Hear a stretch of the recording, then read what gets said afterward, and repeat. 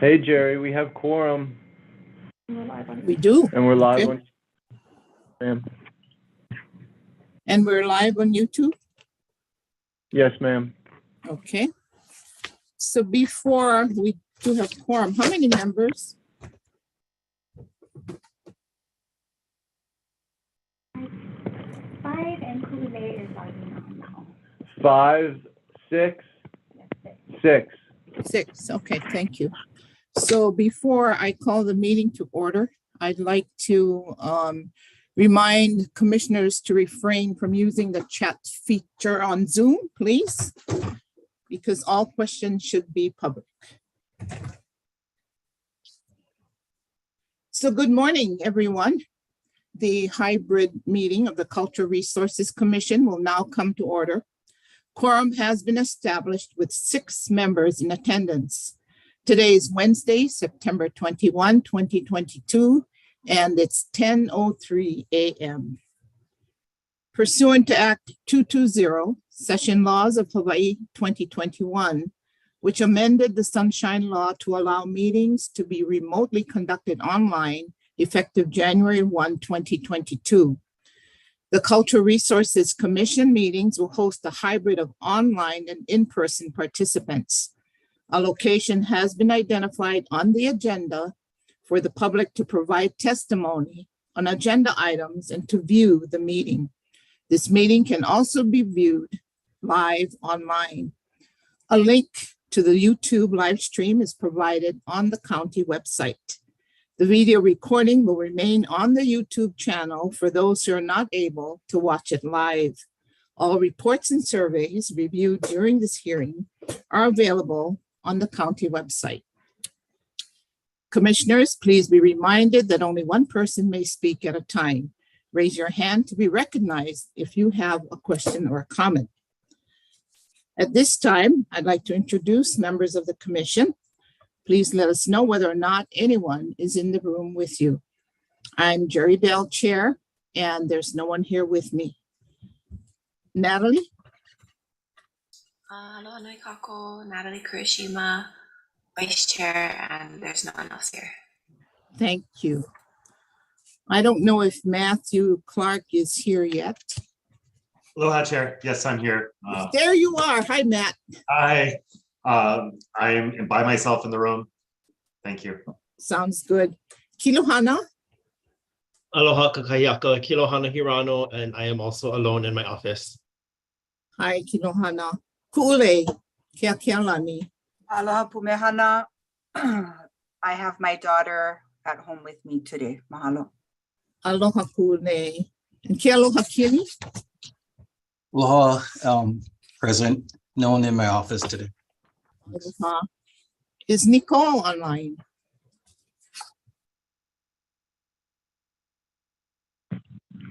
Not yet. Okay, what about Scott Mahoney? Not yet. I don't know. Okay, and Aaron Spillman. Also no. Okay, all right. So at this time, I'd like to do some staff introductions. And we have Vice Kamu, Kevin Sullivan, our planner. Hi, Kevin. Welcome to your first meeting. And we have April Supernaut, Planning Manager. Kim Tanaka, the Board Secretary.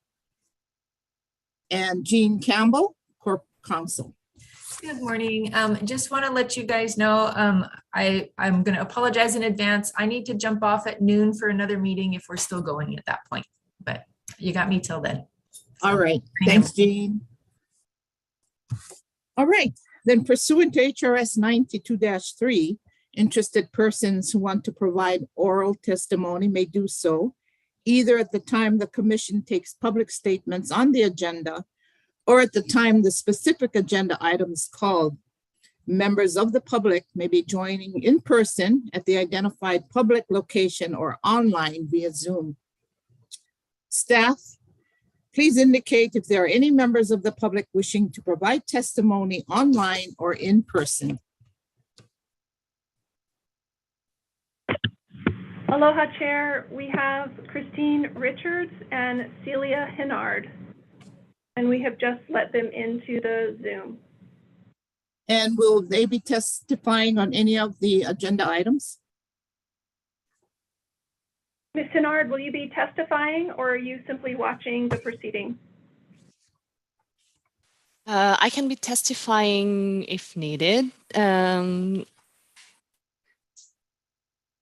with Ion Studio, the architectural preservation firm that is working on the project.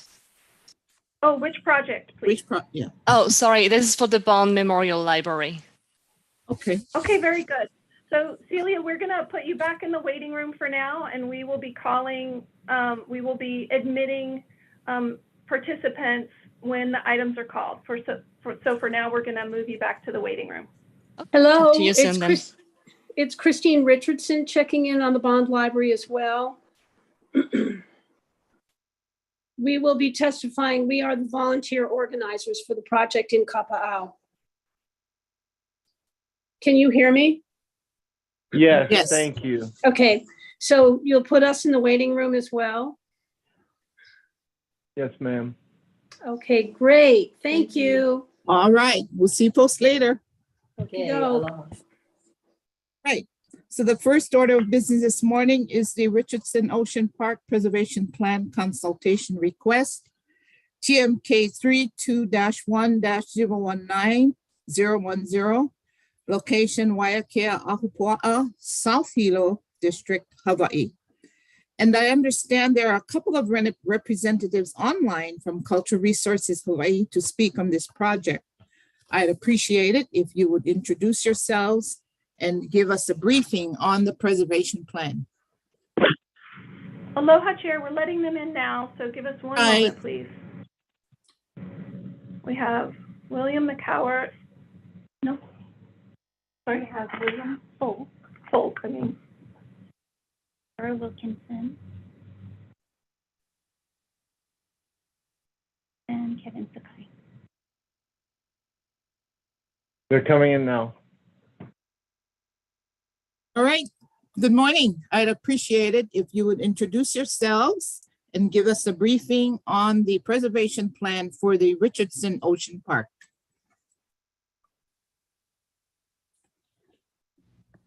Hi, good morning. I'm just kind of getting in and being able to hear. I'm also looking to see if anyone else is here from Cultural Surveys or the County of Hawaii for this agenda item.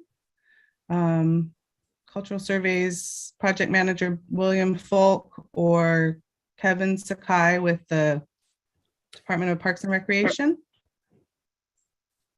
Yes, Mr. Folk and Mr. Sakai are present in the meeting currently. Okay, wonderful. Okay, thank you very much. My name is Sarah Wilkinson. I am with Cultural Surveys Hawaii in our Hilo office.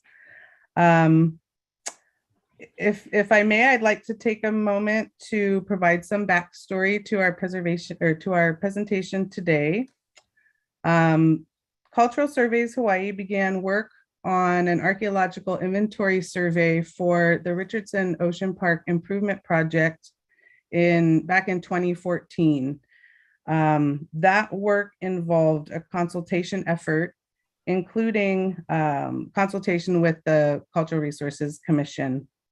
The Department of Parks and Recreation attended 2 HCCRC meetings and hosted a site visit out at the park with the commission to receive feedback about the project and mitigations and that sort of thing for the AIS.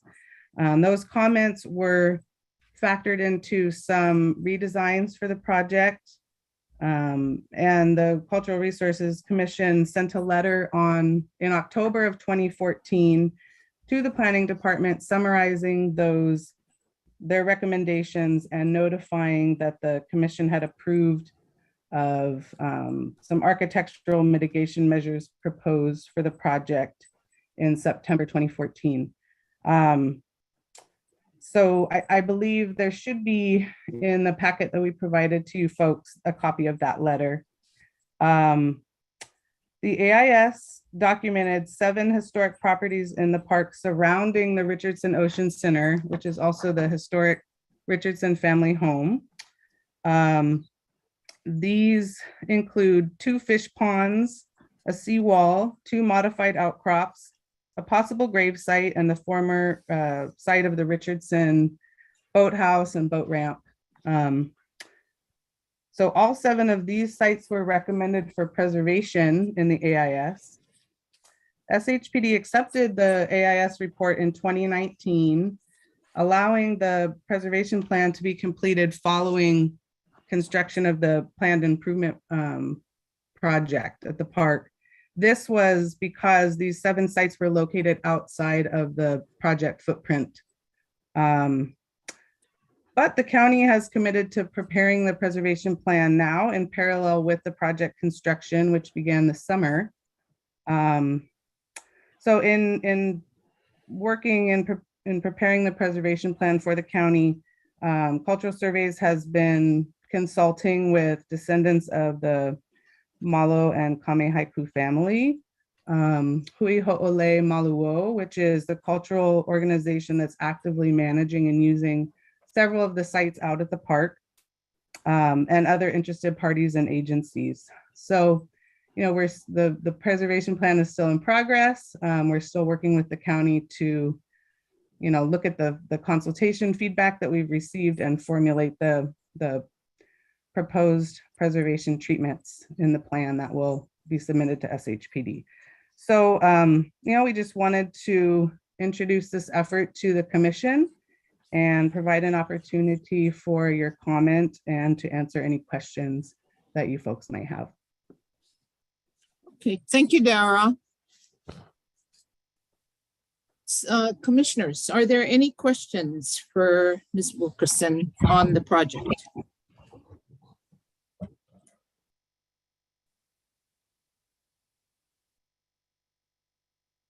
And Matt, I see your hand up. Hi, Sarah. How are you? Thanks for coming for the CRC. I just want to say I read the AIS and thank you for all the outreach you did as part of that and the continuing the outreach as part of the preservation planning. I guess my question would be, what types of preservation are you considering for the fish ponds? Will it allow for reuse or continued use of them, rehabilitation, those types of things? Sure, thanks for your question. Yes, so the ponds as well as the boat ramp area, right now we are anticipating that the county will recommend preservation with the forms of, you know, cultural use and rehabilitation. They've been working closely with Hui Ho'ole Maluo for several years now, and they're definitely a major, you know, participant in this plan and the recommendations that are going to be there for the treatment measures. So yes, to answer your question, that's what we're looking at for several of those sites where they've been actively involved.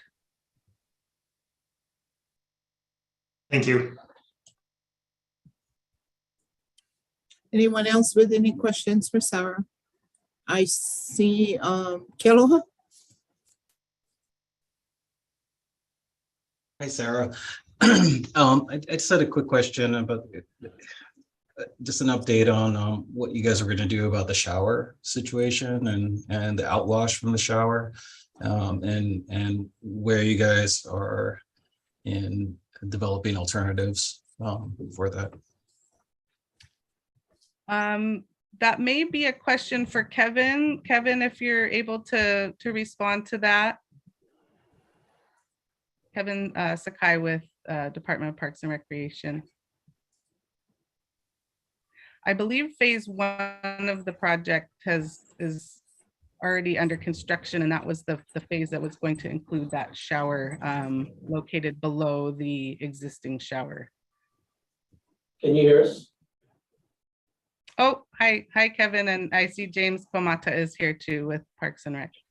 So this is James. As far as the showers go, the temporary showers that are right outside the comfort station up in the parking area that fronts the Richardson house, are continuing to be put into use for park users while we wait on the completion of the area down below the comfort station.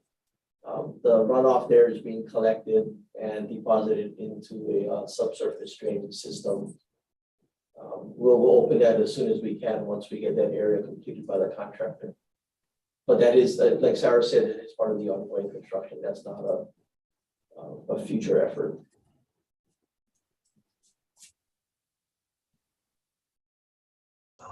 Okay, thank you, Kevin. It was a little Any muffled other there at questions? the end.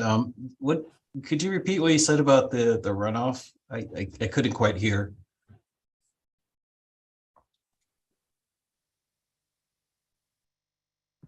The runoff from the showers being collected and deposited into a subsurface drainage system.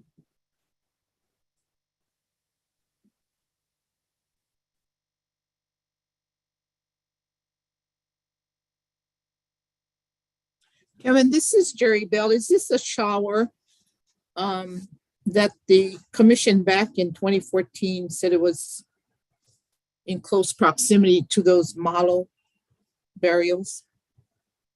No, we took that shower out of You the. took that one out. You Oh. took care of that. Correct. Okay. That Good. was my question. If that thing came up. Thanks. Okay. All right. Any other questions? I don't see any hands up at this time. So at this time, I'm going to thank Sarah and Kevin for the update on the project. We very much appreciate it. And I don't think we need to take any kind of formal action. If anything, we'd like you folks to keep us updated on the progress of the preservation plan and any other work that goes on with the project. All right, thank you very much. Thank you for taking the Thank time. you. We appreciate it. Have a great day. All right, so I'm going to move on to the second item on our agenda, and that's the Hakala Bridge Rehab request for review of proposed maintenance repairs. And I'm not going to read all those numbers. The location is Hakala Ahupua'a, Hilomoku, Hawaiʻi. And I'd like to ask the planner, Kevin Sullivan, to introduce the item for commission discussion, please. Thank you, Chair Bell. I'm going to share my screen here, do my best.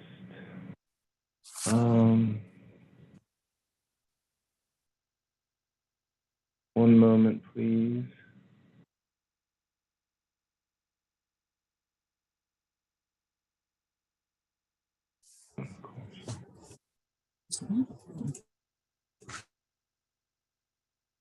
Can you hear me okay and see that slide? Okay, terrific. Pardon me. So this is presented on behalf of the Federal Highway Authority per Hawaii DOT. The trigger down at the bottom, as you can see, is a federal action and undertaking. This bridge, you guys may recall having a comprehensive bridge inventory a little while back. This one would be one that is not subject to the streamlined review, so normal 106. Real quick, brief description of significance of this bridge to prime this a little bit for you guys. Most of this you probably are already aware of to some degree. Historic bridge built in 1953, significant for these bulleted reasons. Steel trestle design, part of the plantation industry history associated with Hilo Railroad Company, so forth and so on. As far as the project itself, my understanding is it's somewhat similar to the Kole Kole Bridge repair, divided into three sort of major activities. One being the lead paint remediation from the paint on the historic steel trestles. The second would be the rehabbing the deteriorating substructure of, those steel trestles, and as well as upgrading the bridge railings on the top of the actual bridge platform itself, the crossing. So for lead contamination, the initial information is that if the lead levels are high enough and in deep enough soil, they will cap. And if the lead is in high concentration or low concentration, but in shallower soil, then they'll be removing that soil and disposing of it somewhere else. For the structural rehab repairs, again, similar to Kole, they are replacing the steel bents with concrete bents around those steel bents. And then the bridge railings would be upgraded to meet current safety standards. The transmittal so far does not have a lot of detail on what those railing upgrades would look like or consist of outside of the statement of safety standards. I have sent an email to HDOT, but do not have a reply yet. And there's a bit of a quip there from the documents you guys have regarding access and any impact to traffic and things like that. And this is the detail they provided for that substructure rehabilitation. So concrete around the existing steel superstructure. As far as CRC's involvement, per the transmittal letter, we are invited to participate in the Section 106 process. We'll need to submit a letter of intent if we want to remain involved. We're also asked to comment on the area of potential effect, any additional sites or properties therein, and of course to suggest and put forth any persons or organizations, stakeholders for additional consultation.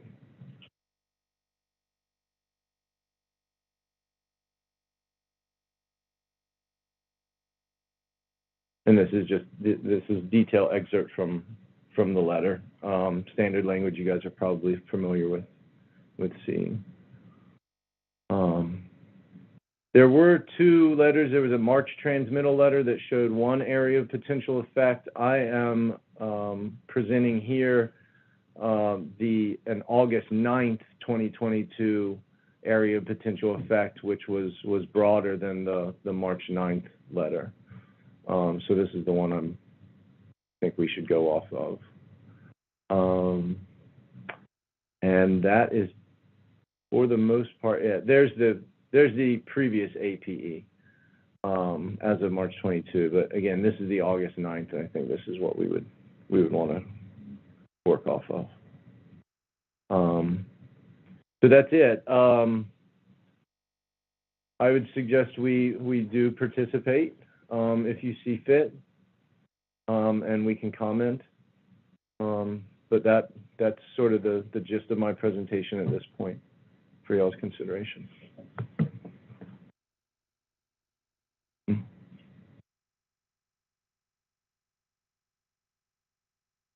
Yeah.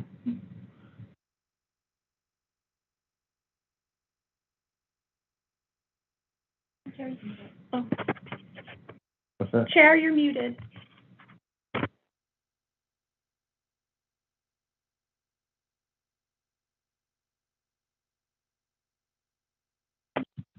Jerry, I think you're muted. Got it. Got it.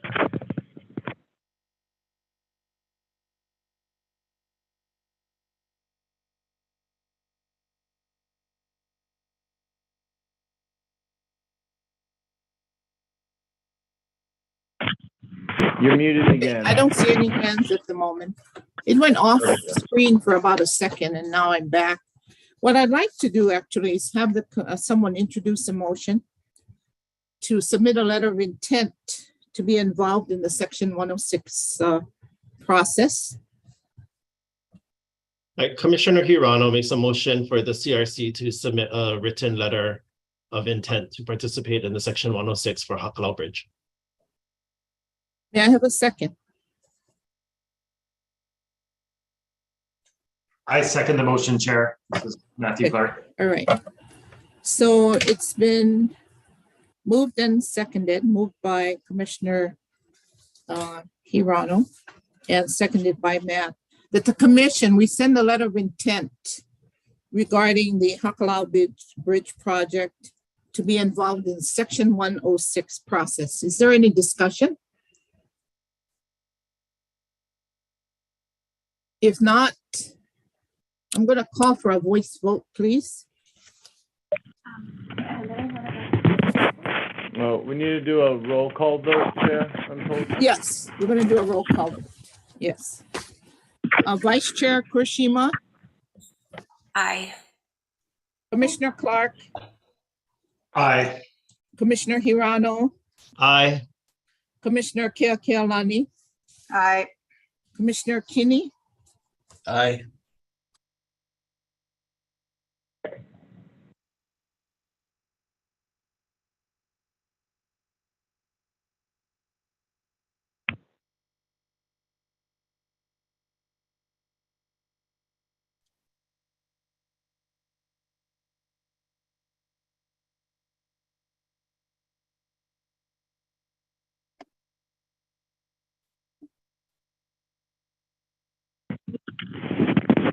You still there, Jerry? I think you might have froze. But it sounded like the ayes have it.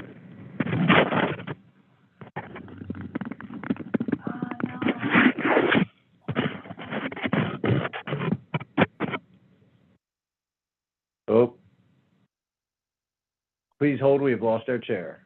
Please hold, we've lost our chair.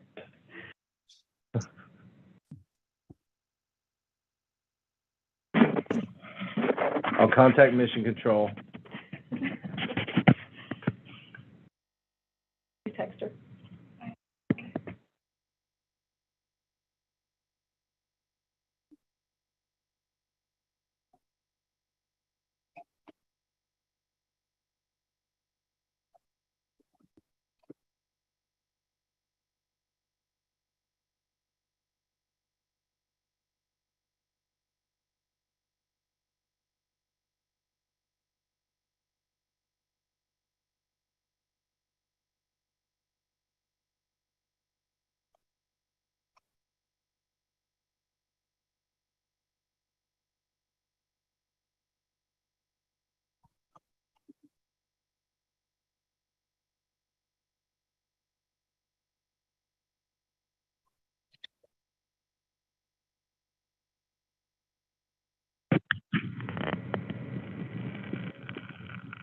Commissioners, we're going to give it another second, see if Jerry can get online. In the event that she's unable to reconnect, Vice Chair Kurishima, would you be comfortable, please, taking the reins? We're going to send you the script. Sure. Thank you.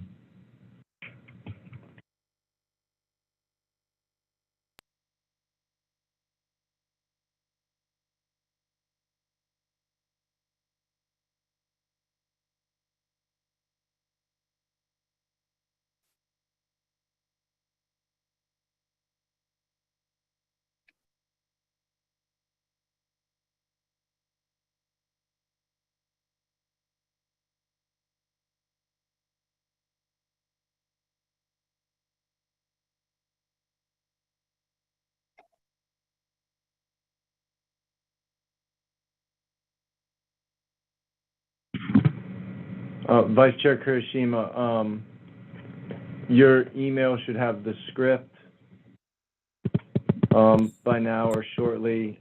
Chair Bell did contact us and make that request of you in her absence. She's having difficulty getting back on, apparently. Okay, opening it up. Okay. Just got it. Thank you.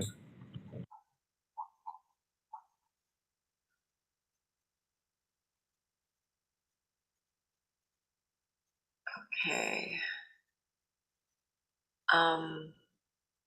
Was there any other comments on agenda item number 2 about the Hakala Bridge?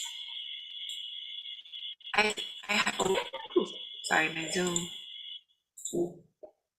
I had one comment that I'm not very familiar with the area, but perhaps there are lo'i sites in that area of intent or project area as outlined in that August. If that's something that the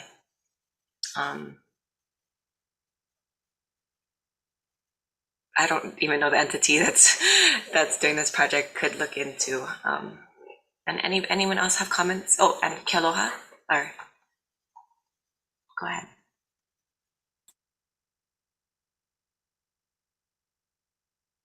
You're muted.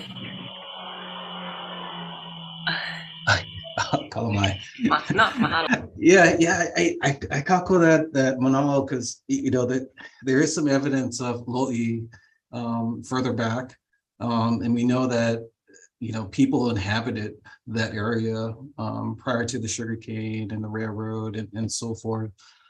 So I think there's like a prehistoric sort of evaluation of sites in there that may need to happen in more detail.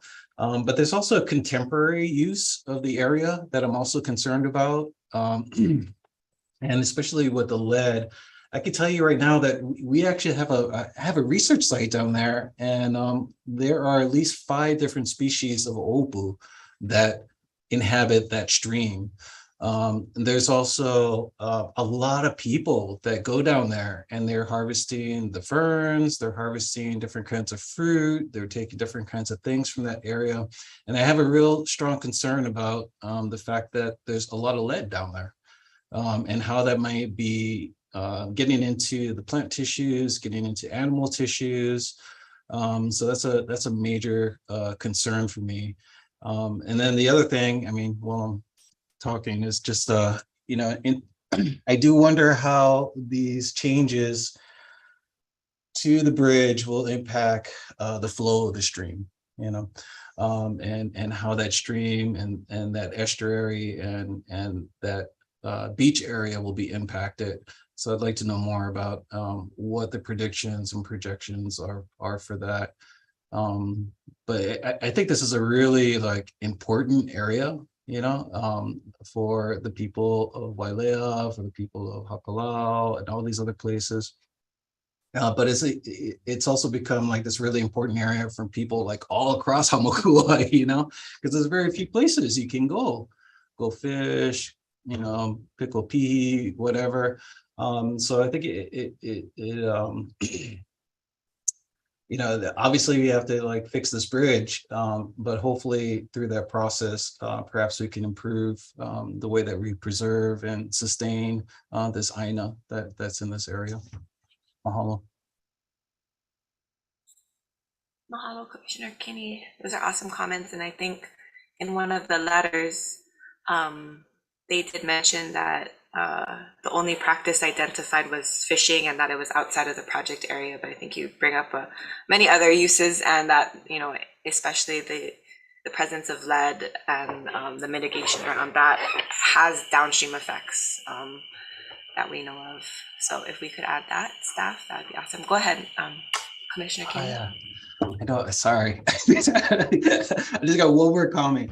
Is that one of the things that we're finding in these small valleys is, and this goes to a lot of your research, Natalie, that you've done, but there's these small lo'is, these really tiny ones, and they're not very big. They're almost like you might not even notice them in a way, going through these areas. But I think when you add them all up, they're important. They were an important piece of people sustaining themselves that lived in these areas. So anyways, just throw that out there. I get excited about these things, so Kalamai. No need to apologize. I think those are awesome comments. Mahalo for your input. Does anyone else have comments or even if anyone has suggestions of stakeholders to consult with beyond those that Commissioner Kinney mentioned of the resource users or, oh, Auntie Ku'ule, please go ahead. Mahalo Anui. I definitely want to kako'o what Kealoha has said, and my mind kind of takes me to some of the work that I've been involved or I am involved with in kind of restoration of the lokoi'a at Kiholo area. But, you know, working in the water, I'm sure as the safeguards that we needed to take when we were doing some dredging work in the loko, those floating walls. I mean, again, right, one, it's about the containment because, right, we all know it's quite obvious, the movement of the water. And so although that we might be looking at what's potentially identified as the APE, right, where the water travel, things going travel. So I just really want to, I'm happy and fully support our involvement because we're looking at sureties, what could be the best, most recent ways of working in safeguarding the environment and everything that is sustained by the Aina there. I too, not very familiar, maybe at all. So I'm hoping that there are folks of that Aina, of that area, that can speak more into this, but I totally am in support and would love to see as many or all of the safeguards to Malama, particularly the contaminated soil, and as and through the work is being done, that there is careful consideration of impacts, right? So that there's maybe constant and present monitoring, so we can kilo and through our observations be seen, oh, is something being affected that, you know, away or okay, we good, not necessarily. How's the oopu? I mean, I'm not sure, right? If there can be that sort of some sort of monitoring as it's happening, because too often we don't want to be kind of on the back end of things going, oh shucks, or the away really comes into play when, so as much as we can get ahead to make sure we get and arrive to the away point. That's kind of just my thought. So mahalo anui. Mahalo. Oh, go ahead, Matt. I would also add to this discussion, in addition to Loie, and consider historic sites related to Hakala plantation and historic agriculture that may have occurred down there, as well as I know there's old bridge foundations and flume crossings and other historic sites that may be related to the plantation's use of the area. And I believe that Hakala, there's a community association that's active. They may want to reach out to them. And if you guys haven't checked it out, there's a great website called Hakala Home, which has interviews with folks and lots of old pictures, mostly from the plantation days, but it's great information in there. You can look up the history of Hakala Bridge and Hakala Mill. Mahalo. Mahalo, Matt. Awesome suggestions as well. Could we, Kealoha, would it be possible for your research team or others that you might know involved in monitoring to be consulted as well? I don't know if that's appropriate or not. Maybe other people have thoughts. Yeah, I don't know. I have a kupu student that's working out there. He's been monitoring that area for a while, but he's co-advised by Rich McKenzie. So maybe if it's not appropriate for me to comment on that, perhaps Rich McKenzie could. He's a wetland ecologist that's been working in Hawaiʻi for a long time. And so, and of course, our kupu, James Hakala, would be great to also comment on that, as he's the one in the water, seeing all of these things. But yeah, just one additional comment is like, I think it's potentially a really great opportunity to restore this area, through this process, hopefully, and take out as much contaminated material as possible, and prevent more contamination from happening. So I think it's overall, it's like a wonderful, wonderful opportunity to really do something great for this area. We just have to be mindful of what those impacts might be on the stream ecosystem and the marine ecosystem that it's attached to, and everything else. And I got to Kule said.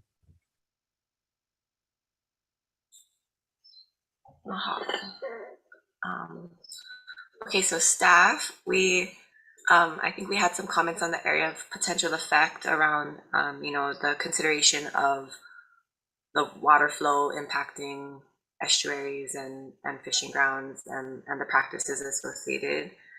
We had some suggestions around sites and properties and practices that could be in the area. And I think there was a mention of a few stakeholders to consult with. Do you need anything else for this agenda item?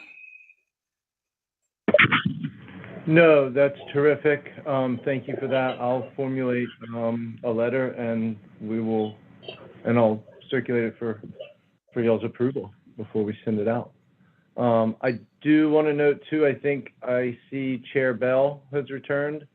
I'll let you two fight it out. Yeah, I see her too. Auntie Jerry, are you there?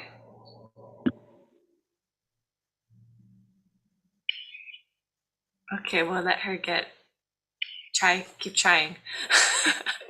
And I'll keep trying too. Okay, mahalo, Kevin. Okay, so we can move on to agenda item 3. Bond Memorial Library Restoration Group request for review of proposed restoration. TMK 354-00530 in Kapa'au, North Kohala, Hawaii. And we have Miss Celia Hennard and Christine Richardson joining us. And Aloha. so, aloha. And Sharon Hayden is here too. I'm sorry, what was Sharon's last name? Sharon Hayden. Sharon Hayden as well. Yes. Can we ask for introduction of you three to the CRC, please? Sure, I can start. My name is Christine Richardson. I've lived in Kohala for over 30 years, and I'm the recently retired executive director of the North Kohala Community Resource Center. Sharon, my co-chair for the Bond Library Restoration, she and I have been volunteering for the last over a year to raise the money to restore the old Bond Library building. We have followed this project for over 12 years when the library vacated that building and built a new library in town. And we feel very, very strongly about saving this incredibly historic relic in town. Sharon, you want to say a word or two? Aloha, my name is Sharon, and I've lived here for 50 years, always involved in Hawaiian culture and in my community. This building is so meaningful to everyone you ever meet in this town, as they grew up as children for many generations enjoying this library. As well, the Historic Hawaii Foundation did put it on the top 10 most endangered buildings in Hawaii of historic nature. And so we're really happy to be inching toward our goal of getting this beautiful place restored, and then eventually creating a heritage center there. It's right across from the original statue of Kamehameha. It's in a very historic district, and it's really important that we finally have a place as a repository for people's precious items and documents and photographs and artifacts. As well, we want to share the history of Kohala and have an up-to-date media lab and lots of programming that will involve the entire community. Thank you. Sharon also has been the volunteer conservator of the King Kamehameha statue across the street, the original statue of the king in Kapa'au, for at least 30 years. Yeah, it's been a while. Thank you. Mahalo, Christine and Sharon. I think you have 3 representatives also here on your behalf, William Makawitz, Celia Hennard, and Angel Ion. Sorry if I mispronounced any of your names. So if you three would like to introduce yourself as well. I don't see Celia or Angel on the. We're here, but we'll. Oh, you're there. I'm here Okay, too. good, good. All right.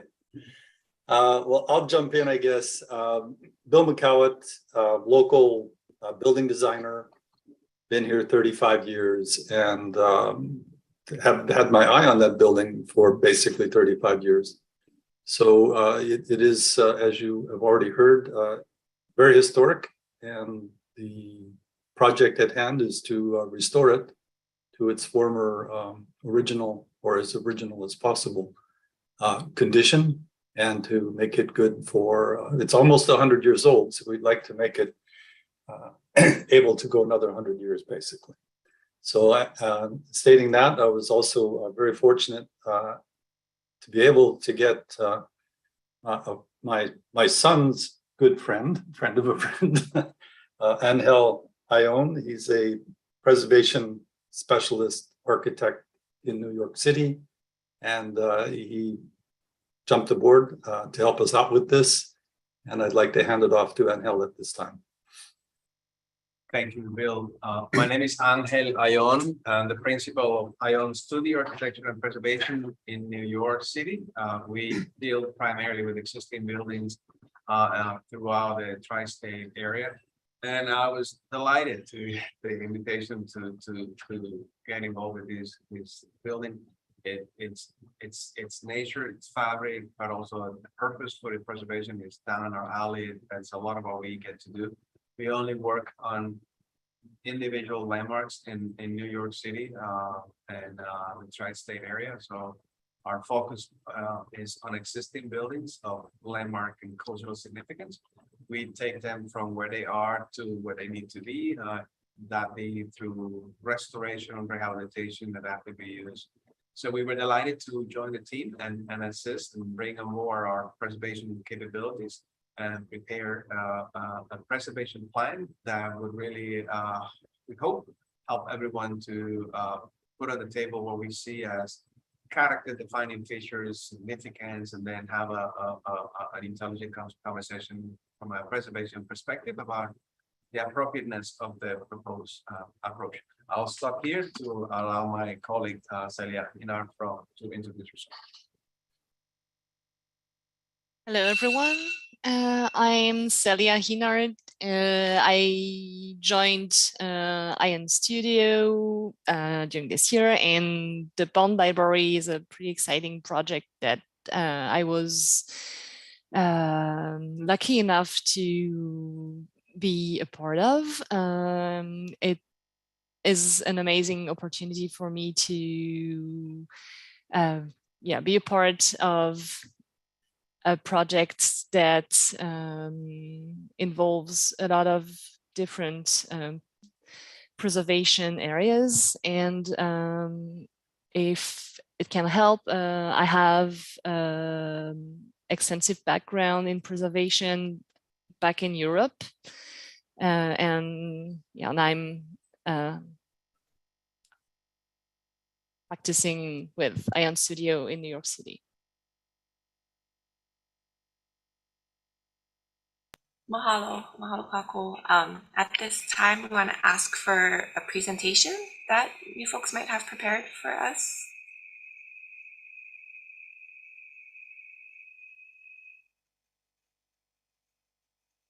Bill, we're happy to proceed with the just preparing, presenting our report and just going through the conditions. And, okay.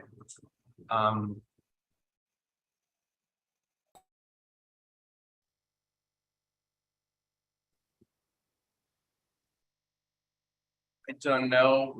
Can I see? Can you see my screen? Yes. Yeah. And I don't know if it's the commission in receipt of our preservation plan or this report. Okay. So Yes. if you have it, then I can just go quickly. I think it would be helpful to just go through the existing conditions first, so that we can have a conversation about what we found. We like to start always by presenting a historic. Yep. Sorry to interrupt you, Angel. We lost the PDF view from your share screen. Oh, I see your right. desktop. Oh, You might have not dragged good. it. Haha. There it is. That's what I did. I put it on my other screen. Apologies. I do it all the time. Thank you. No problem. No problem. So anyway, here's we just wanted to talk about the history and significance of this building. I think, as we all know, it's a building established in the 1920s for the purpose of having a public library to the community. We are fortunate to have a couple of historic photographs that tell us a lot about the original, what appears to be the original configuration of this historic structure. Starting with these two, one from 1934 that suggests that pretty much everything that we see there today appears to be original, with the exception of a couple of features that have changed over the years. In particular, we can see what appears to be a shade roof that is no longer there. As you can tell, if this is a 1920s building, 1934, there was a lot of moss and organic growth on that roof that is to expect on a warm tropical area. If you can hear my accent, I'm coming from a tropical area as well, Havana, Cuba in this case. So not surprising that this shake roof didn't last and eventually had to be replaced. But pretty much the 6/6 double hole windows, they were there. A little bit more of a landscape around it. I think something that is really interesting about this building is that it has this kind of Palladian window on a side facade, only on one side, on the apex of the gable roof, not on the opposite. The bay window, it's also below, was also there. So not much change has taken place since then, other than the roof. We have a 1973 photograph that shows that the roof had been replaced with corrugated metal roof at that time. 1973 photograph, so this is probably 1950s, 60s roof work. So these are shorter corrugated metal panels. You can see the joints, the seams here horizontally. And that's something that we know that has also been replaced, because that's not the building and the roof that we have in place right now. So we at least know that we have 3 generations of roof that have gone through the building, including the existing one. And one of the things that we're proposing is also to replace the roof with a corrugated metal roof that is within some of these precedents. The other thing that this photograph show is that the surrounding area around the existing building have changed a little bit in terms of the paveway. You can tell that there are new areaways providing probably pedestrian access from the adjacent lot that were installed.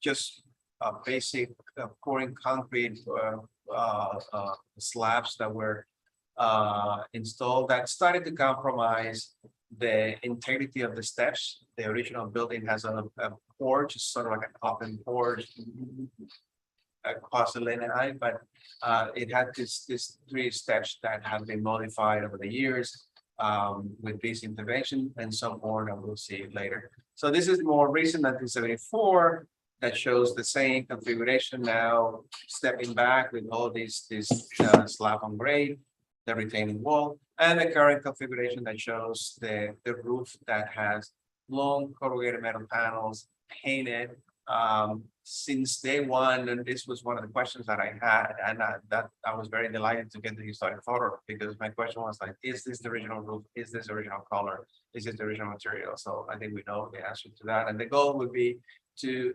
replace the roof to make sure that we don't get into a situation where we have leaks in the future, and doing so with a corrugated metal roof that we believe is part of the history and development of this building, and it's perhaps an appropriate intervention, given that we have information that this type of roof dates back to the 1930s. So that's an important component there. These are views from around the building, southwest front facade, looking around. This is that west facade with the bay window that I mentioned, the palladium window, and the attic ventilation. The facades are made of clapboard throughout. This is a balloon frame building with clapboard on the exterior that has been painted a number of times. And there's also a concrete foundation that, as you can see here, has also been painted red. None of these colors appear to be of historic character. These are probably alterations that took place over the years. The other important change that we could tell here is that the existing windows that appear to be original, the 6/6 double hall configuration have remained, but they have new screens that have been added that kind of obscure a little bit the configuration of the windows, and you'll see that through all the photo that we'll be showing. This is going around the house, and then you can see at the rear facade where you can see more alterations. There is a shanty that has been added for the toolbox. The former lanai at the rear between those two gables was enclosed, and it's very clear that this is non-original work. So if you were to look closely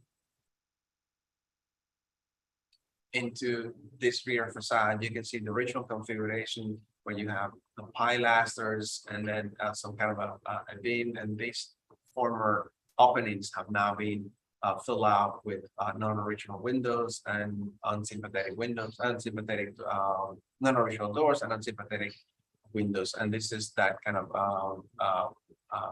shanty that I mentioned. The concrete foundation extends along the bottom, and there is also a hatch here that gets you into the crawl space below. This is a photograph looking up through the ceiling grill, non-original ceiling grill that shows the roof framing, and it shows the corrugated metal roof, the underside of the galvanized corrugated metal roof. At the time that we were doing the field work, the question was, is that roof original? Now we know that it isn't, but I think it was a really interesting feature to understand. And then this is also in the lanai that has been enclosed, where you can see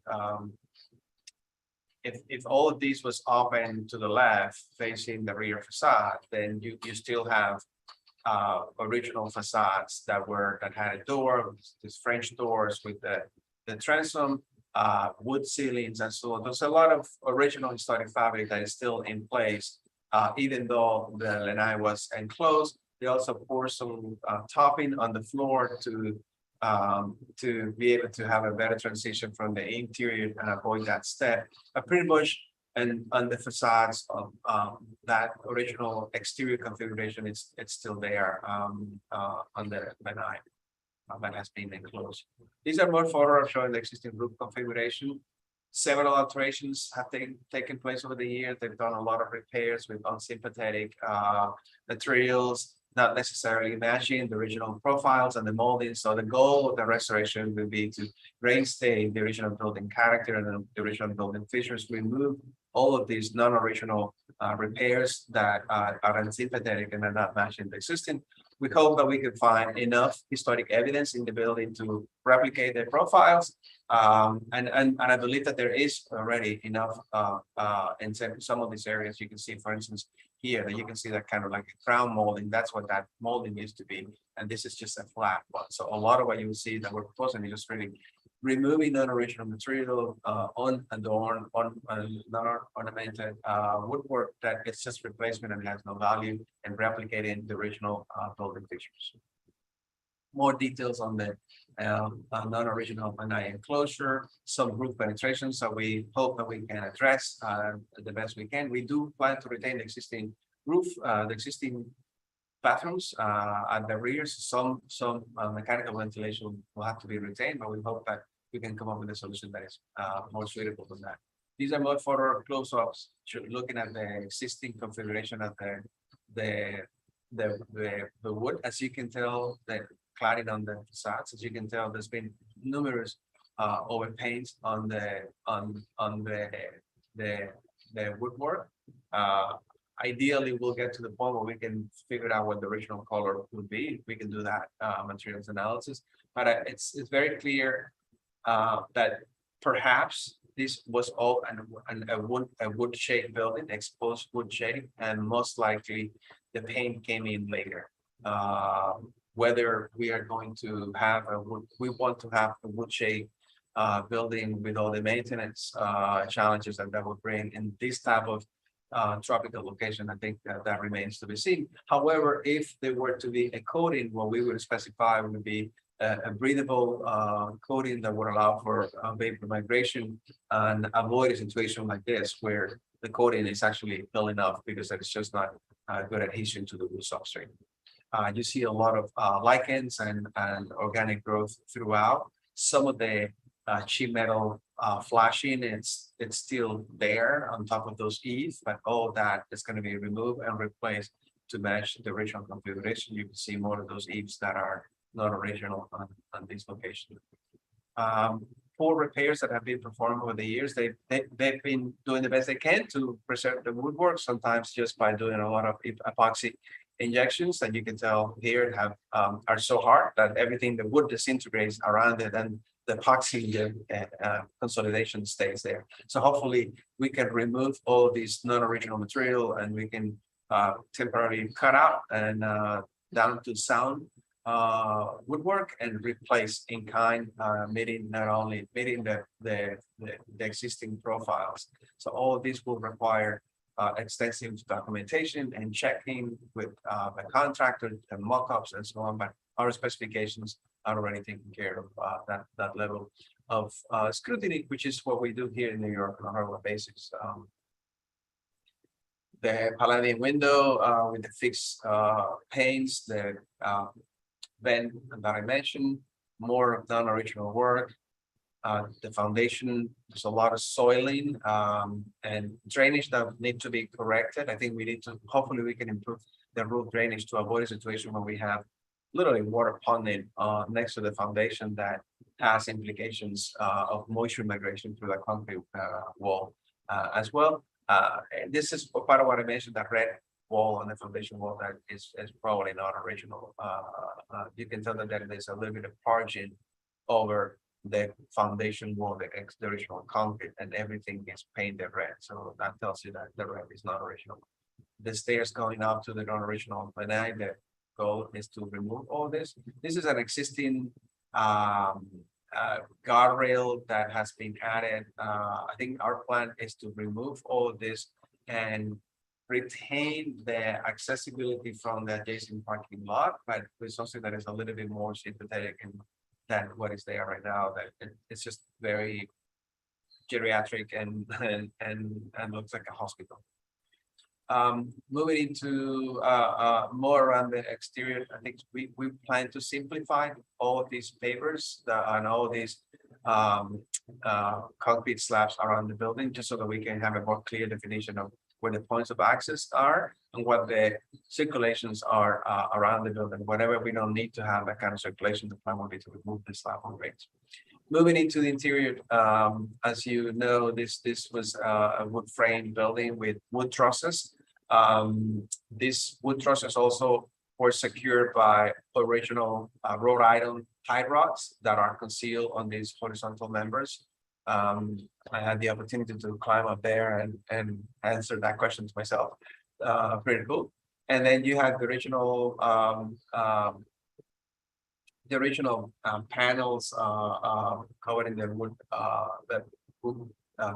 between wood frames. We were extremely happy to know that the hazmat testing result for these panels indicated that there is no presence on the existing configuration of the arsenic that was used for the original manufacture of these panels. And we were very concerned about that and relieved that that was the case.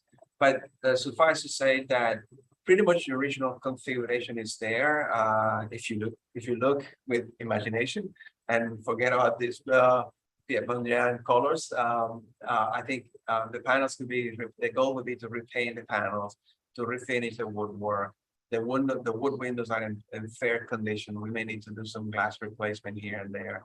Just consolidate what needs to be consolidated, replacing time, whatever needs to be replaced, refinish most of the woodwork, repaint, remove non-original fixtures.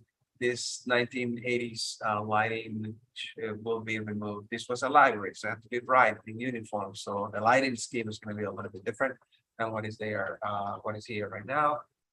Whether we retain the ceiling mounted fans is to be determined, but I think we need to allow for natural ventilation. But pretty much we're going to have an intervention that is going to concentrate on reinstating finishes and pretty much the original character of this exposed wood framing. And also on the roof, on the floor, maybe let me go to this on the photo. So more of the photo. This is that kind of coffer trough that holds the wrought iron tie rods that hold together this whole frame. The condition of some of these bay windows, I think all the woodwork is really in fair condition. It just needs to be refinished. Probes that we perform indicating showing the framing. I think this confirms some of the assumptions that this is a wood frame building. You can see that there's a little bit of termite damage. I think that we will treat the woodwork wherever it has been exposed. We may need to do additional removals to treat the woodwork, the wood framing, whenever we've seen indications of termite attack. So we'll have to. It's very evident where that collects and where that presents itself in the building. So we may be able to be very strategic. Only a few locations, but the goal would be to really intervene on the panels only where needed. Speaking of these panels that have that very characteristic pattern of the sugarcane. There's a word for that in English that I'm forgetting, and I want to remember right now the name in Spanish, which is bagazo. Thank you, Bill. So the goal would be to replicate whenever we can. We have to intervene in one of those panels, for instance, here, to replicate again the original texture. We're having discussions about what that will be. It could be that maybe we have flatter panel. We can relocate some panels if they are up in the ceiling. We may be able to take them out of the ceiling at a really outside location and put an original panel here so that we can have an original material. It's all the same. And then have something flat up there. We talk about potentially replicating that texture. You can probably do that in fiberglass or something like that. But that would be very expensive, especially because it's something that will have to be done in the mainland shape up there. So, but we have options. I think the approach would be primarily to minimize the number of interventions, especially at the ground floor level, where it's really visible. You can really have a very clear tactile relationship with the texture of these original materials and finishes, and try to minimize any interventions there. And if we need to repair, like in this location, or do additional work, we would simply relocate panels that we would extract from other locations and then have non-original panels probably at the ceiling when they're outside. That's the intent so far. And then when it comes to the floor, we've been able to identify the number of interventions. You have the original hardwood floor that is in at least at this location where it's exposed is in fairly good condition. We have an additional ACT floor that appears to be from the 50s and the black mastic that adheres to the wood. And then you have the existing VCT floor over the ACT from the 50s. One of these assemblies has tested positive for hazmat. Bill, that's correct, right? Yeah, the lower one has asbestos right composition. So not surprising that the glue that holds all these ACT or VCT has asbestos. So we anticipate that the abatement of the existing non-original finishes will damage tremendously the original wood finish in whatever condition they are. So what we are anticipating are that we have two ways to proceed.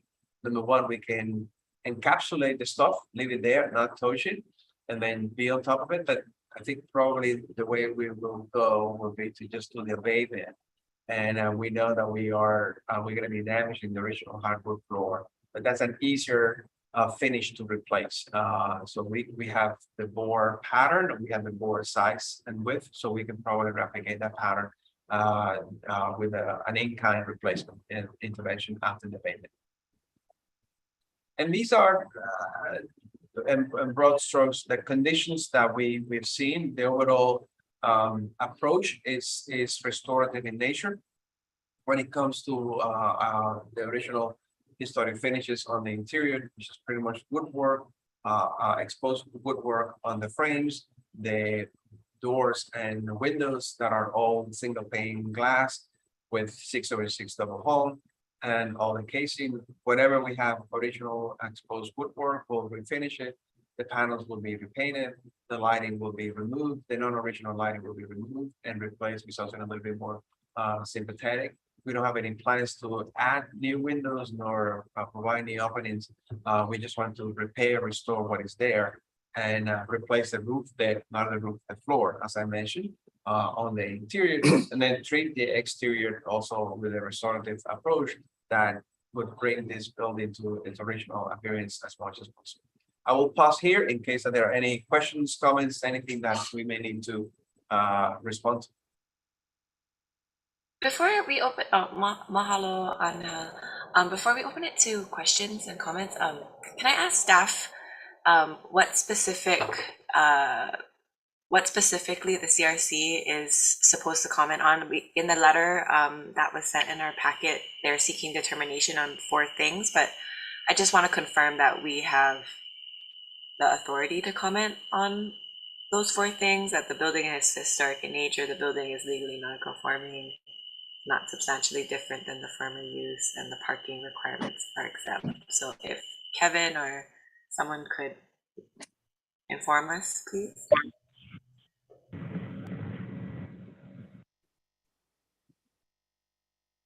Aloha, Vice Chair. So I don't have that letter pulled up to me right this moment, but Kevin's work. Oh, okay, good. So now I do. So the building, the first one, yes, you have the authority regarding the historic nature of the structure. Whether it's legally non-conforming, that's something that the planning department would determine. The proposed use is not substantially different from the former. Again, that's planning department number 3. And then number 4 is also planning department. So really the CRC is reviewing the historic nature of the structure and making any recommendations that you may have or questions that you may have about the structure. Perfect. Thank you, April. And also Chair Bell is back. So feel free to take over whenever you want. And we just went through the presentation, and now that we understand our role and comment, does anyone have questions or comments for our guests?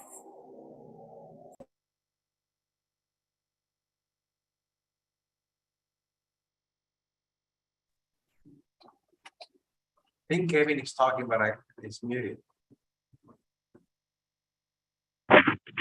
I was talking to myself, I'm sorry. It happened. Go ahead.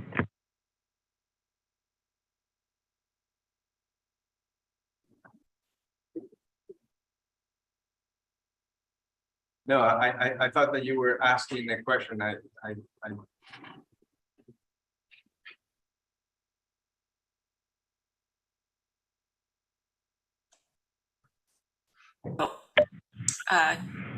Commissioner Clark has a question. Yeah, I'll ask a question. Well, I think Kohala Heritage Center is a great idea. Thank you for working so hard on this, and I'm really excited about having that in the community. I appreciate all the work you're putting into taking care of this building and restoring it to the way it once was. My question is simply, I saw that you submitted this to SHPD for review and comment. Have they responded to you as of yet?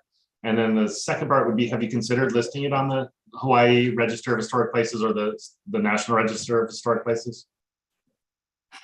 We have not had a response back from SHPD yet that I'm aware of. And Christine and Sharon, you could answer the listing question. We are considering listing it, but we haven't had the capacity, quite frankly. So it is on our to-do list, but we haven't started the process yet. Yeah, and I'd like to add, just so you have some context, the building was donated to the state for a library back in 1928. And when the state ceased having it be a library, the condition of the donation was that it revert back to the family. So it's no longer a state-owned facility. It's a private structure.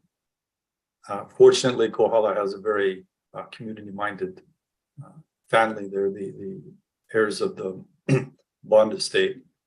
And perhaps Sharon and Christine, you could elaborate on that just a little bit more. And also, if you wouldn't mind, just a 25-word rundown of the amount of financing commitments that you've gotten for this, because you girls, you women have Thank you, Bill. sorry, have done a terrific fundraising job, and have, just so the CRC knows, all of the money needed to do this is there. And it's my personal belief that this will get done within 1.5 to 2 years at the most, without being dragged out for 5 years. So take it away from there, Christine, please. Sure. The short version is it took us 10 years to clear the title out of the state, the DLNR, back to the bond library, and very generous donors helped pay the legal fees for the bonds to get the building back. And then one of the family members in Kayao is our liaison, and we have long-term leases for the building for at least 25 to 50 years. So use of the building with the owner is we're all in the same boat when it comes to what we want to do with the building. They've been wonderful. They only charge us $500 a year rent. And the cost to repair the building is running at about 1.1 million. And we are over halfway there, with about a third more on the table right now. So roughly 600,000 is secured, 200 on the table, and we still have a lot of fund development strategies going out into the community. So we feel very confident that we will have the money by the winter. And our contractor feels that once we get the permits, we will have this done by next summer. So what's holding us up, of course, is permits, which we completely understand. And that's where the CRC plays an important role in moving our permit acquisition forward at this time for the repairs. I think the other relevant thing I'd like to point out is the building is in remarkably good structural condition. It's really amazing, right, considering it's 93 or 4 years old. It was very, very well built. I think personally the termite damage is maybe in the 2% range. And and the windows are all savable, the doors are all savable, just with some reconditioning. So this will be a 95% historically accurate restoration, in my opinion. Thanks, Bill. Great, well, thank you. And just for the record, I do agree that it's a historic building. And actually, one other question that popped in my head, I noticed the sign changed over time. It used to just say Public Library and then it said Bond Memorial Library. Do you guys have a plan for a sign on the front of the building? We haven't had that conversation yet, but we think about it a lot. Most of the images, we'd like to talk to Angel about his thoughts on that as well. But most of the pictures show just Public Library over the doorway. And I feel like that should always stay there. And then the Heritage Center sign may be something on the lawn so that people understand that it is an old library building, but now it is a heritage center where they're welcome to come in and learn about Kohala. But we haven't gotten there yet. Thanks. Thank you. Mahalo. Any other comments? Questions? Yeah, mahalo nui for, sorry, Auntie Kule, go ahead. No problem. I just wanted to say mahalo for all of your words and presentation. It's quite exciting. Some of the things that really resonated with me, or some of the words, is like character retention, preserving the historical fabric. Those are very beautiful insights maybe. And what you also said is to look with the imagination. That also excited me to kind of see beyond maybe its current condition to what it could be. And so maybe the last thought in my mind is, this is a Hawaiian word, and it's li'u, li'u. And it does mean, and when I look at it, it kind of, your project perhaps is a great example of all three of the meanings of li'u, which is something that's like well seasoned, well salted, or that it's a long time, and also that there's some profound knowledge or skill. And being a library, oh my gosh, can we, right? It's the storehouse of knowledge in many ways. So I think it just, for me, that was one of the first things I thought of, is li'u, and how this is certainly a great example of that beautiful Hawaiian word.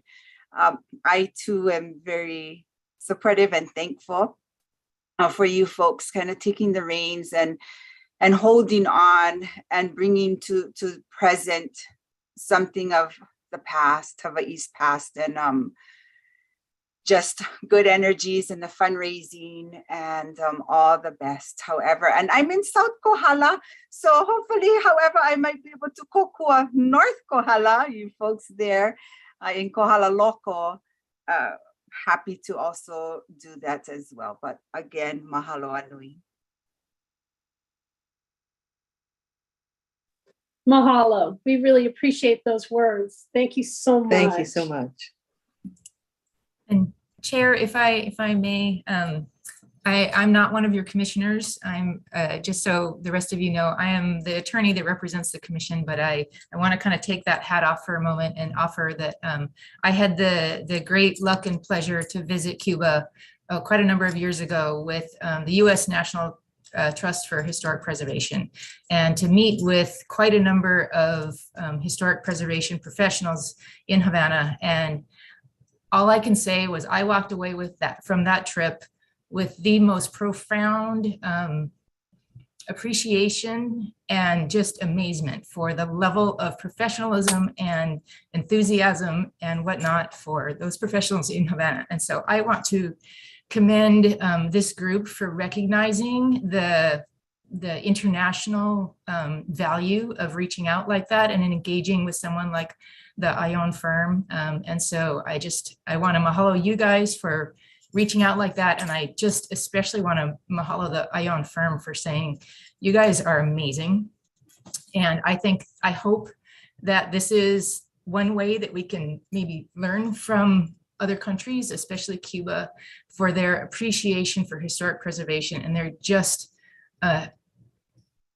it truly amazed me. I mean, from carpenters to metal workers, glass worker, I mean, you name it, the Cuban government and country as a whole just has this amazing appreciation for historic preservation. And if we can learn just a tiny bit from working with this firm and these professionals, we will be so much the better for it. So thank you, applicant, for reaching out and recognizing their skill set. And I hope we get to learn from them. Well, thank you so much. I mean, you've made my day, I have to tell you. So I am just delighted that we were asked to contribute, and I'm also super lucky that I have a team and staff that come from other places around the world that really share the passion, the enthusiasm, but also the knowledge and the understanding on how to do this the right way in a way that is appropriate and professional. So we are delighted to lend our knowledge, our experience and expertise, and to really save a little treasure of that is really a privilege. So very honored. Yeah, and I'll add to that Angel and his wife and daughter made the trip out here, and it's been totally hands-on for them on getting involved. So that part's been great, and you just happened to marry my son's Sonai's sister, so that was a lucky deal too. So anyway, back to the CRC business. Thank you. Great comments. I really appreciate the discussion. And then we wanted to ask Bill, was there anything else besides from the CRC that you needed besides our comment that the building is historic in nature that you'd like today? This is my first time working with CRC, so I believe so, and I'll leave that up to April to coordinate with you guys on what's needed. But the planning wanted this a positive recommendation from you folks is probably a good way to say it in order to move the plan approval forward and the building permit forward. So, thank you. April, did you want to add anything to that? No, I think that's exactly what we needed to hear to make sure that any response that you need, Bill, is appropriate. So I think we have it. Thank you, Chair, Vice Chair. And then before we go to Auntie Kule, I see your hand is up. Do we need to make a formal motion, staff, about this, or general comments? Our general comments, positive comments are great or good enough? Yeah, just general comments I think are good enough. So we can draft, Kevin can draft that, and we will send that over yourself and Chair for review. Great. Okay, Auntie Kule, go ahead. Mahalo. No, I was just looking through the succession of photos, and I definitely noticed, I think in the 1934 when there was a hala tree, and then of course got the new, there was a hala and new trees. And so I just wonder, kind of looking at maybe the 74 or the present pictures, I didn't notice maybe any hala. So just a question, if maybe there was any thought of, and I know it's not, pertinent to the hala itself, but just looking at the hala tree that was there in that first picture. I do see new coconut trees kind of still there on property, but maybe potentially restoring or replanting a hala tree to reestablish, or if we're really desirous to reinstate maybe the condition of the building too and retain that character, maybe outside too in the pahale in the yard. So just noticing that kumuhala, the hala tree. So just a thought of looking right outside in the yard too. But again, good work. It's okay. Oh, it is. Yes, the hala tree is no longer there. The neo are now very tall and very expensive to keep trimmed. But we sort of do want to keep those, and that's an excellent suggestion. In terms of the Heritage Center, part of our future endeavors will be the canoe plants and all those kinds of things. So hey, if you're available, we haven't made the outside plan, and we would be delighted to have your assistance with that and make it as special as possible. Thank you so much. And if we can only add that, we architects, preservation architects, are trained about dealing with buildings, bricks and mortar. In this case, I guess wood and trim. But of course, I think that we can look at a more holistic view of the site. I think we were primarily concentrated on the historic structure itself. We acknowledge the boundary, and we acknowledge that that boundary and that landscape have changed over the years. It's also the tropics of the world thing changed, nature changed tremendously.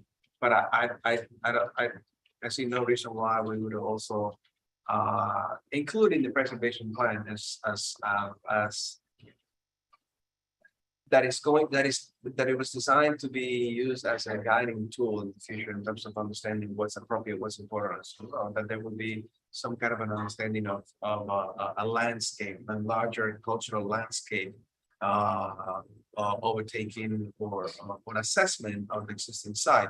That would include also not only the building, but the hardscape, but also those green areas that have always been there and always been much to really contribute to the historic character and appearance of the building, which is one that is really engulfed in that kind of lush landscape, as opposed to being like a farmhouse in Connecticut with a green lawn that is very pristine, and that's not really what it is. So, or what it was historically, not what Hawaii is about. So I think that would certainly be definitely appropriate to look at not only at the building, but also at the setting from a landscape perspective, and reinstate very strategically some of that lushness that has been lost over the years. So we'll definitely add that.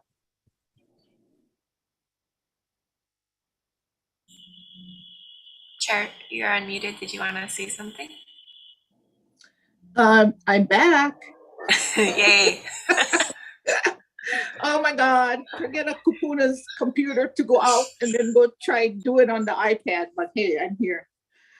No, I'd just like to say thank you so much to all of you for such an extensive and interesting review of the project. It sounds so very exciting. And then we'll get our comments of today's meeting while the planning department has it, and then on to back to you. So thank you for taking the time. And Angel, did you say you're in New York? Yes, we're in Union Square in Manhattan. So this is where our office is located, and we have a view of the Empire State Building down our window there. So. Wow, thank you. Thank you so much for tuning in. All right.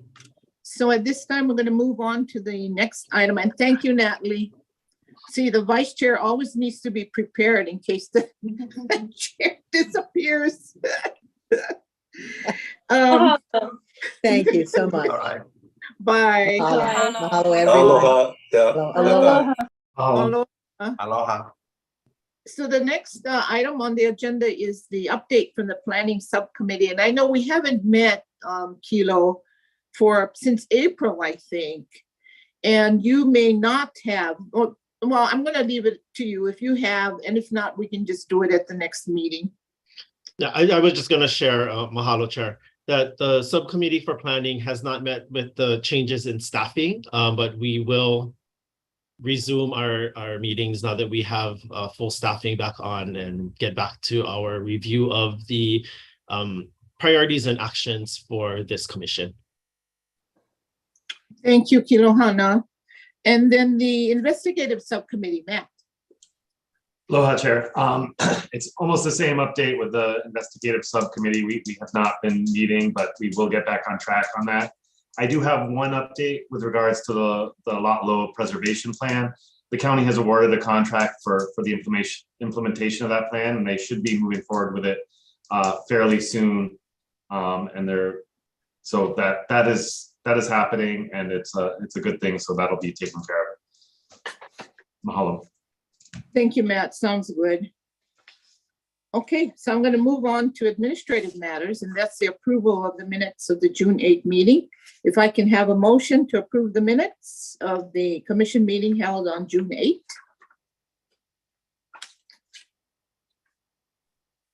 Commissioner Hirano makes a motion to approve the minutes of the CRC from June 8th, 2022.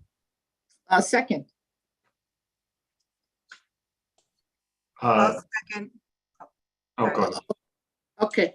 And it's Kealani. Okay. It's been moved by Commissioner Hirano and seconded by Commissioner Kealani that we approve the minutes of the June 8th meeting. And for this one, I just need a show of hands, please. I don't need a voice vote. Just raise your hand like you're gonna do it. Okay. Sounds like, looks like rather, that we have approval. So thank you, folks. The next meeting of the commission is Wednesday, November 9, and staff or commissioners, are there any additional announcements? None on my end, Chair. Not on your end, okay. All right then. If not, this concludes the items on the agenda. May I have a motion to adjourn and the second? Aloha, Chair. I make a motion to adjourn. All right, and a second? I'll second Natalie. All right, Nat, thank you. So it's been moved and seconded that we adjourn the meeting. All in favor? Say aye. Aye. Aye. That was a resounding aye. This meeting is adjourned. Thanks, everybody. Mahalo. Mahalo. Riho. Ahui ho.